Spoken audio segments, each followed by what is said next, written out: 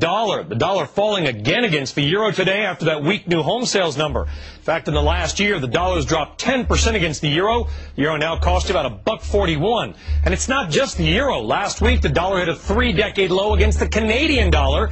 This morning, the greenback hit a record low against a basket of 6 major currencies. As tracked by the New York Board of Trade, we're talking about the dollar index. The Dow Jones is up 105 points. This on a day when oil was up to a new time high of $96.67. Gold was up, the dollar was down. But look at those triple digits, and NASDAQ's doing well also. Only 6 Dow components are down.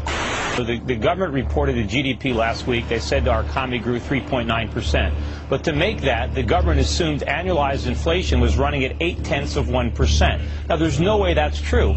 If the government was accurately reporting inflation, we would know we're in a recession. You guys have to start looking at real numbers. You're talking about the Dow up about 100 points today. If you price it in Canadian dollars, it's down almost 100 points.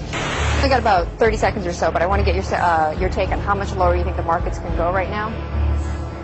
We think that the markets can decline 50 or 60%. We hate to say something so somber, but it's not the time to be optimistic or pessimistic. It's the time to be realistic. Our whole system has been built on credit expansion. We have to grow credit year over year in order to keep the economy growing. The economy is not going to grow. It's going to suffer recession, and once it enters recession, it's going to cascade on itself. But what counts is not how many dollars we have, but what those dollars are worth and what we can buy with them. And the dollar is becoming less valuable every day. And based on our economy, our huge current account, our huge trade deficits, our lack of domestic manufacturing, our lack of domestic savings, there's only one thing the dollar can do, and that's go down. People's money is being stolen. People who have saved, they're being robbed.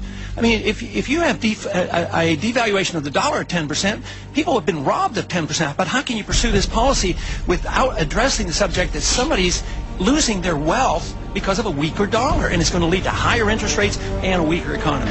When you inflate a currency or destroy a currency, the middle class gets wiped out. And everybody bugs the Fed, all the congressmen, everybody else, and Wall Street says, you know, what we need is more money, lower the interest rates. And nobody asks, how do you lower interest rates? Well, you do that by creating more money. What specifically would you like to see Mr. Bernanke do right now? If anything, he should be more careful with the amount of new money he creates out of thin air, because eventually this will just lead to loss of confidence in the dollar on the international exchange market, and that's exactly what's happened here in the last month or so. The dollar is going down sharply, and it's because we're resorting to inflation. Value. That's where the crisis is coming. You're going to go up with all these cost of living increases that you'll never keep up with the cost of living, because the dollar is going down, the cost of living is going up. Our dollar today is worth 4 cents compared to the dollar of 1913 when the Federal Reserve took charge of it. And if you don't deal with the dollar, there will be no retirement for anybody. We're going to have chaos.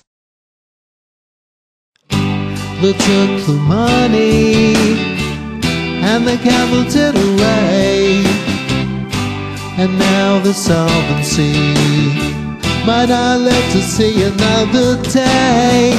Multi-trillions worldwide flush down the